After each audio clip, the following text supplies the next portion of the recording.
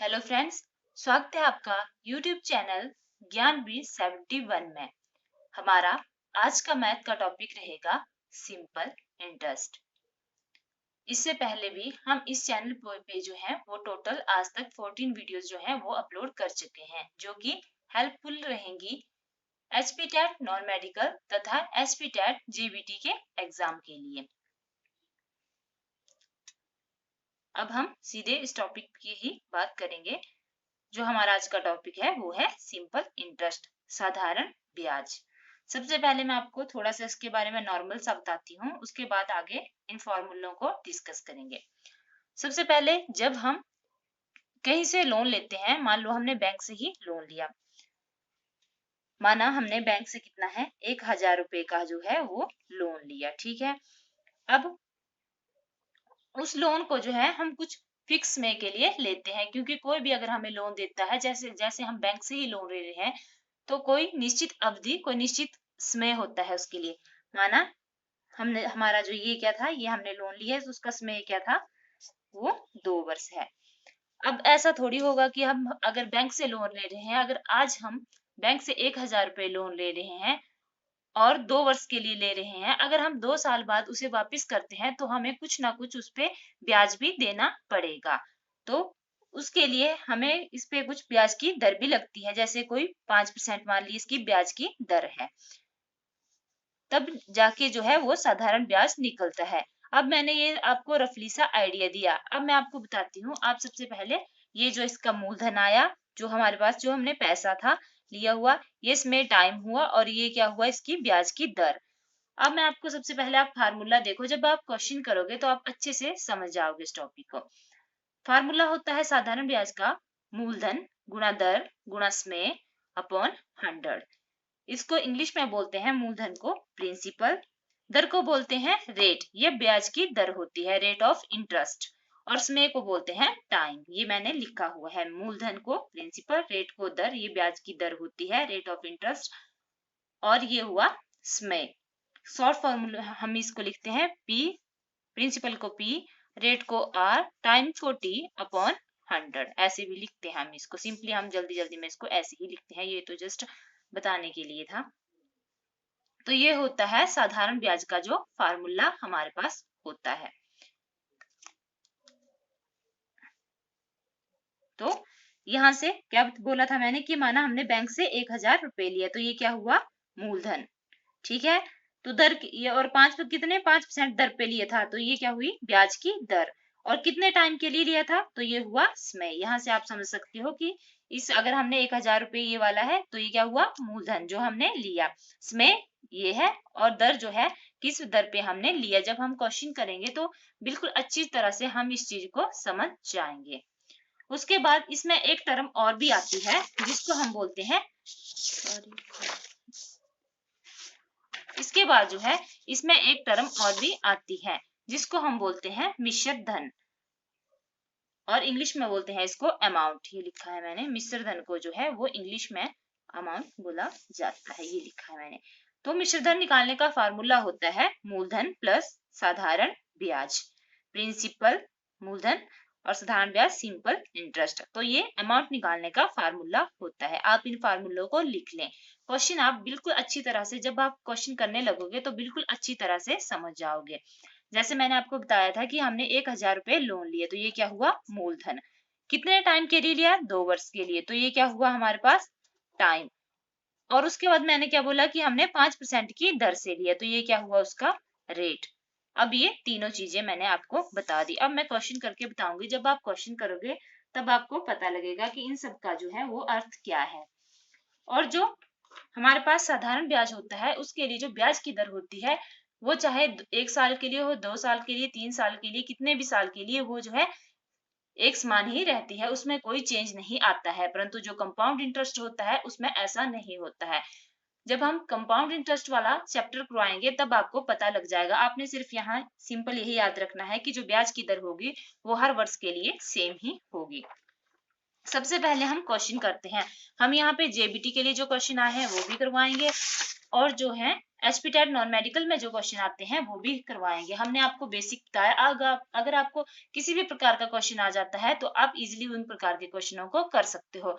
थोड़ा सा समझने की जरूरत होती है। जब आप क्वेश्चन करोगे तब आप देखोगे कि ये क्वेश्चन इजी ही होते हैं। सबसे पहले ये जो मैं क्वेश्चन मैंने यहाँ पे लिखा है, ये जो 2017 का डेट हुआ है उसमें आया हुआ है। मैं आपको बताती हूँ, मेरे पास इस टाइम जो है पेपर भी है, ये देख सकते हैं आप।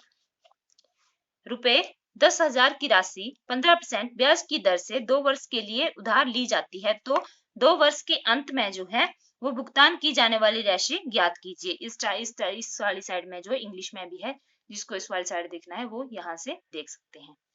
अब मैं क्वेश्चन करवाती हूँ। रुपए 10,000 की राशि 15% वार्षिक ब्याज की दर से 2 वर्ष के लिए उधार ली जाती है, तो रुपए कितना है हमारे पास 10,000। तो ये क्या हुआ, मूलधन। तो कितना हुआ हमारे पास मूलधन, मैं पूरा लिख देती हूँ। मूलधन कितना हुआ 10,000। ठीक है। अब कितने ब्याज की दर क्या बोला है, ब्याज की दर से 15% वार्षिक ब्याज की दर से, यानी कि रेट ऑफ इंटरेस्ट। तो कितनी है दर, कितनी है हमारे पास, ये है 15%। ठीक है। और उसके बाद कितना बोला है, 2 वर्षों के लिए उधार ली जाती है, तो 2 वर्ष के अंत में भुगतान की जाने वाली राशि ज्ञात कीजिए। तो आप यहाँ पे देख सकते हो इन्होंने क्या पूछा है, लास्ट में हमारे से अमाउंट पूछा है। तो सबसे पहले हम क्या करेंगे, सबसे पहले हम इसका जो है वो सिंपल इंटरेस्ट निकालेंगे और उसके बाद अमाउंट निकालेंगे। हम स्टेप बाय स्टेप करते जाएंगे। और टाइम कितना दिया गया है हमारे पास, वर्ष टाइम होता है वो वर्ष, जैसे 1 वर्ष के लिए 2 वर्ष के लिए ऐसे दिया होता है इन्होंने, तो वो हमारे पास टाइम होता है। मूलधन गुणा दर गुणा समय, समय है ये। तो समय कितना, टाइम कितना दिया गया है हमारे पास, तो आप देख सकते टाइम दिया गया है 2 वर्ष का। ठीक है। अब हम फार्मूला लगाते हैं। तो सिंपल इंटरेस्ट यानी कि साधारण ब्याज का जो फार्मूला होता है वो होता है मूलधन गुणा दर गुणा समय बटा 100, यानी कि principal into rate into time upon 100। तो कितना है मूलधन हमारे पास, यहाँ से आप देखिए कितना है 10,000। दर कितनी है 15%। टाइम कितना है 2 वर्ष और अपॉन में कितना है 100। तो इन 2 जीरो से ये 2 जीरो कट जाएगी। अब कितना बचा, ये कितना बचा, यहाँ 100 बच गया और 15 दूनी 30, तो ये कितना आ गया 1 2 3। तो कितना आ गया, ये आया 3,000 रुपए। ठीक है। ये हुआ इसका सिंपल इंटरेस्ट यानी कि साधारण ब्याज।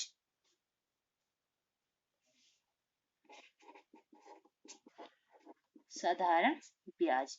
अब इन्होंने इसमें हमसे पूछा है अमाउंट यानी कि मिश्र धन। तो मिश्र धन का फार्मूला मैंने आपको बताया है, ये वो होता है प्रिंसिपल प्लस सिंपल इंटरेस्ट यानी कि मूलधन प्लस जो होता है हमारे पास वो होता है साधारण ब्याज। तो ये कितना है, मूलधन कितना हुआ हमारे पास, मूलधन कितना था, तो ये हुआ है 1 2 3 4 10,000 और कितने साधारण ब्याज कितना आया 3,000। तो अब आप इसको ऐड कर लो। जब हम इन दोनों को आपस में ऐड करेंगे तो आ जाएगा 10,000 प्लस 3,000, तो ये आ जाएगा 13,000। तो ऐसे ऐसे स्टेप बाय स्टेप, ये बिल्कुल ही सिंपल क्वेश्चन था। आगे आगे और भी अलग अलग प्रकार के क्वेश्चन आएंगे, ये आप देख सकते हैं। तो ये जो है 13,000 रुपए जो है वो इसके लिए राइट आंसर रहेगा। ठीक है, 13,000 रुपए आप देख सकते हैं। ऐसे स्टेप बाय स्टेप जो है हम ऐसे कर सकते हैं। अब जो है क्वेश्चन नंबर ये आया था एचपीटेट नॉन मेडिकल 2017 के एग्जाम में। अब नेक्स्ट बात करते हैं, ये वाला क्वेश्चन जो है वो नवंबर जेबीटी 2020 के एग्जाम में आया हुआ था। ये पेपर इस टाइम मेरे पास नहीं है, नहीं तो मैं आपको ये भी दिखा देती। 10% ब्याज की दर से रुपए 12,000 का एक महीने का ब्याज कितना होगा। तो हमारे पास जो है वो ब्याज की दर दी गई है।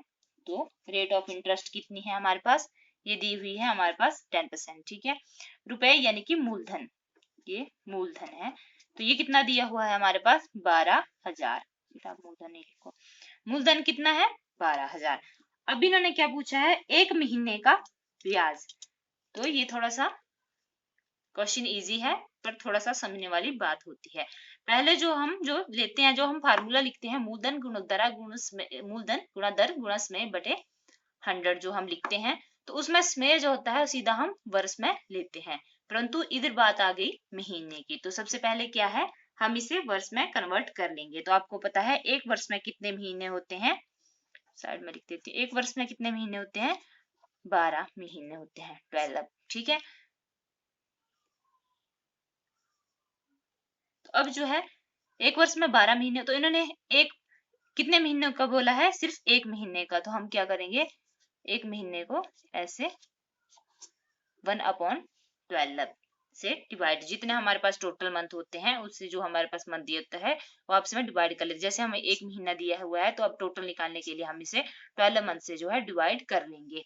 ठीक है, जैसे कितना एक दिया है इन्होंने, तो अब हम फार्मूले में पुट करते हैं। तो मूलधन ये तब वर्ष में कन्वर्ट हुआ, नहीं तो ये महीने में था पहले। अगर हम सीधा ही लिख देते एक महीना मूलधन गुणा दर गुणा समय में सीधा एक लिखते, तब हमारा क्वेश्चन नहीं हो पाना था, क्योंकि आंसर ही गलत आएगा।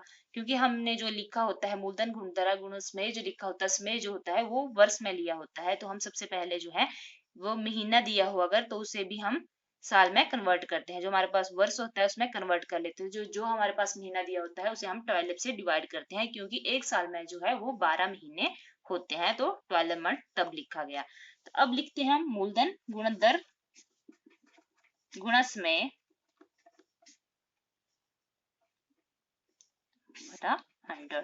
तो मूलधन कितना है हमारे पास, 12,000, 12,000। हाँ, दर कितनी है, दर है 10%। और समय समय कितना है, अब जो हमने महीने को जो है ये वर्ष में कन्वर्ट किया है, तो 1 जो है वो 12 है, तो ये लिखा हमने 12। और ये क्या होता है, ये फार्मूला होता है। तो ये मूलधन लिखा, ये दर लिखा, ये हमारे पास 1/12 जो है वो वर्ष में समय कन्वर्ट किया हमने, और 100 जो है वो फार्मूले से लिखा है। अब देखें इस बार ये 12 कट जाएगा, इस 12 से ये 12 कट गया। अब जो है आगे हम करते हैं, तो इन जीरो से एक जीरो हमारे पास अभी भी बच गई। पहले मेरे को ये काटनी चाहिए थी, मैंने आगे पीछे काट दी। तो हमारे पास कितना बच गया अब, 100। ठीक है, तो आप जो है ऐसे इस क्वेश्चन को कर सकते हो। तो कितना आया हमारे पास जो है वो इसका आंसर रहेगा 100। तो इसमें जो है इन्होंने क्या हुआ, 10% ब्याज की दर से ₹12,000 का एक महीने का ब्याज कितना होगा, तो वो होगा 100 रुपीज, 100 रुपए। ऐसे ये क्वेश्चन होना था। तो कुछ भी नहीं था, फार्मूला सीधा लगना था, बस थोड़ा सा जो है महीने हैं इनको वर्ष में कन्वर्ट करना था। अब मैं थोड़ा सा बेसिक यहाँ पे ही आपको और बता देती हूँ। अगर महीने ना पूछ के इन्होंने सीधा दिन ही पूछ लिया हो तब, तो हमें पता है, अगर हम मैं अलग ही पेज दे देती हूँ, हाँ इधर से ये पेज लिया मैंने। अब हम बात करते हैं महीने, अगर हमारे पास दिन दे दिए गए हों, ठीक है, तो अब अगर इन्होंने पूछा होता कि कितने दिन, कितने भी दिन दिए होते हैं इन्होंने, जैसे आप इन्होंने पूछ लिया होता कि अगर 2500 का 5% वार्षिक दर से जो है वो 219 दिनों का साधारण ब्याज कितना होगा। तो सबसे पहले जो ये है 219, तो ये तो दिन की बात है, तो इनको क्या है, तो हमें पता है जो एक वर्ष में कितने होते हैं, टोटल कितने डेज होते हैं, 365। 360 अगर लीप का वर्ष हो तो वो अलग केस होता है, वैसे ही तो वैसे लिख लेने अगर पूछा हो इन्होंने। तो हमने कितना 365। ठीक है, तो अब क्या करेंगे हम, जो ये हमारे पास दिन दिए होते हैं हम इन्हें 365 से जो है वो डिवाइड कर लेते हैं। ठीक है, अगर डिवाइड कर लेंगे हम तो ये जो है ईयर में आ जाते हैं फिर। ठीक है, तो अगर मैं आपको सिंपल सा बताऊं, तो आप जैसे मैंने बताया आपको कि 2500 के 5% की दर से 219 दिनों के लिए साधारण ब्याज क्या होगा, तो आप ऐसे लिख सकते हो इसको। जैसे मूलधन कितना बताया मैंने 2500, दर कितनी बताई 5, और दिन क्या थे 219। तो अब जो है हम इसको जो है 365 से डिवाइड कर लेते हैं, क्योंकि हमें जो है ये ईयर्स में कन्वर्ट करना है, इसको साल में कन्वर्ट करना है, और एक साल में जो 365 डेज होते हैं, तो उस हिसाब से। और इधर 100, अब आप आगे काट लो, आंसर आ जाएगा। ये दिन वाला केस था और पीछे महीने वाला केस था, क्योंकि कई बार जरूरी थोड़ी वो महीने पूछेगा, वो दिन भी पूछ सकता है कंफ्यूज करने के लिए। तो दिन वाले केस में हम 365 जो है नीचे लगा लेते हैं। अगर महीने हो तो हम मंथ ले लेते हैं, 12 से उसको जो हमारे पास दिया हो मंथ उसको 12 से डिवाइड कर लेते हैं, और अगर ईयर में हो दिया हो तब तो हमें चेंज करने की कोई जरूरत ही नहीं है। तो हमने अब तक जो है वो 2 क्वेश्चन इसके कर लिए। इसके बहुत से टाइप रहते हैं, मतलब अलग अलग प्रकार के क्वेश्चन होते हैं और करने इजी ही होते हैं। अब मैं क्वेश्चन लेती हूँ। ये वाला क्वेश्चन जो है वो क्वेश्चन 3 रहेगा और ये जो आया था ये HPTET नॉन मेडिकल 2019 के एग्जाम में आया था। ये जो मैंने JBT वाला क्वेश्चन आपको करवाया पीछे, ये सेम इसी प्रकार का क्वेश्चन जो है वो जून, शायद यही टर्म्स थी उनमें, यही रहेगा, थोड़ा आगे पीछे करके लिखा होगा, बाकी शायद यही रकमें हैं उसमें भी टोटल। तो अगर किसी को वो क्वेश्चन भी करना है तो शायद सेम यही आंसर उसका आएगा, क्योंकि मेरे को ऐसी याद है कि ये रकमें भी उसकी बिल्कुल सेम ही थी। तो ये दोनों क्वेश्चन जो है जून और नवंबर दोनों JBT के टेट में आए हुए हैं। तो आप अगर अलग होंगी रकमें, अब मेरे को पक्का ध्यान नहीं है, अगर अलग होंगी तो आप इस प्रकार से उसे भी निकाल सकते हो, पर ऐसा है शायद सेम ही है उनकी रकमें। तो आप अपने हिसाब से देख लेना। जो जून वाला टेट है उसमें भी आया हुआ था ये क्वेश्चन, मेरे पास वो ऐसे अवेलेबल नहीं है पेपर, तो आप इस प्रकार से उसे भी सॉल्व कर सकते हो। अब बात करते हैं क्वेश्चन नंबर 3 की। मिश्र धन ज्ञात कीजिए, यानी कि अमाउंट ज्ञात कीजिए यदि मूलधन प्रिंसिपल 4000 हो, दर जो है रेट 5% है, अगर समय और कितना दिया हो, समय दिया गया है 2 वर्ष। मैं आपको दिखाती हूँ, ये वाला क्वेश्चन मेरे पास अवेलेबल नहीं है, तो आप ये देख सकते हो ये वाला। मिश्र धन ज्ञात कीजिए यदि मूलधन 4000 और दर 5 और समय जो है 2। Find the amount if principal rate और टाइम जो हमारे पास दिया गया है। तो अब हम स्टेप बाय स्टेप इसे भी सॉल्व करते हैं। मूलधन हमारे पास सीधा ही दिया है। मूलधन कितना दिया है इन्होंने? 4000, ठीक है। दर कितनी दी है? 5%। और समय कितना दिया है? इसमें तो हमें कन्वर्ट करके, क्योंकि समय पहले ही वर्ष में ही इन्होंने दिया है। अगर महीने में दिया होता तभी हम चेंज करते, तब 12 से डिवाइड करते, अगर डेज में होता तो 365 से कर लेते। तो वैसे वैसे हमने करना था। अब सीधा है तो सीधा फार्मूला लगाएंगे। फार्मूला होता है मूलधन गुणा दर गुणा समय और बटा में 100। तो मूलधन कितना है? 4000। दर कितनी है? 5%। और समय कितना है? 2 और ये 100। तो इससे ये कट जाएगा, 5 दूनी 10, 10 तो ये आ जाएगा हमारे पास,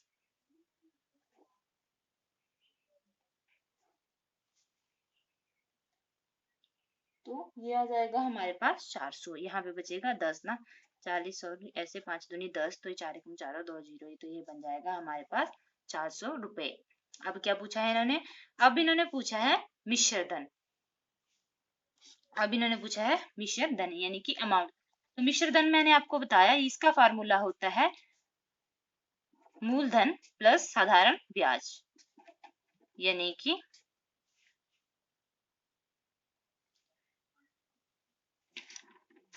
होता है प्रिंसिपल प्लस सिंपल इंटरेस्ट। तो ये हुआ मूलधन प्लस साधारण ब्याज। तो क्या था मूलधन हमारे पास? ये था 4000 और जो साधारण ब्याज था ये कितना था? 400। तो इसका आंसर जो आ जाएगा हमारे पास वो आ जाएगा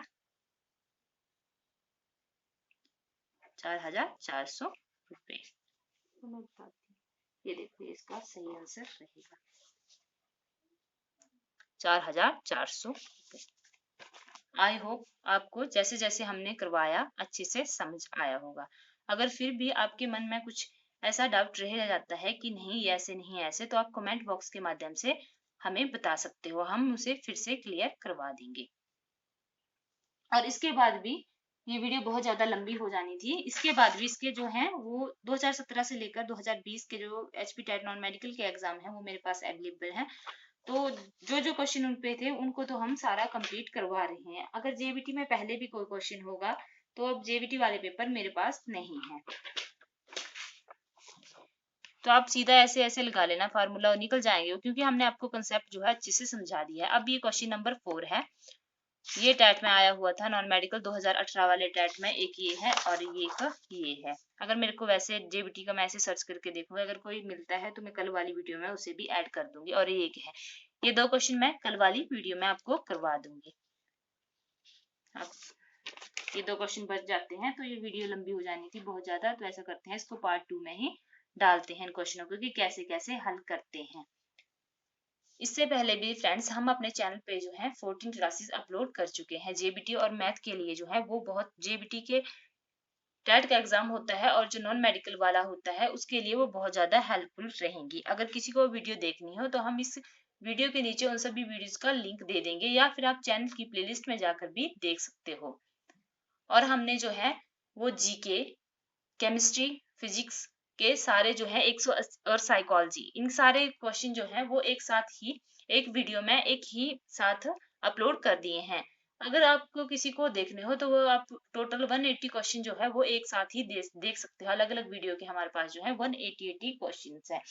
जिस जिसको देखने हो आप चैनल की प्लेलिस्ट में जाकर देख सकते हो। और फ्रेंड्स, अगर आपको हमारी वीडियो अच्छी लगे तो वीडियो को लाइक करें, शेयर करें और चैनल को सब्सक्राइब करना ना भूलें। अब हम साधारण ब्याज वाला जो है टॉपिक है, इस पे एक सेकंड वीडियो भी लेके आएंगे, जिसमें हमारे पास अभी तक जो 2 क्वेश्चन बच जाते हैं उनको भी करवाएंगे।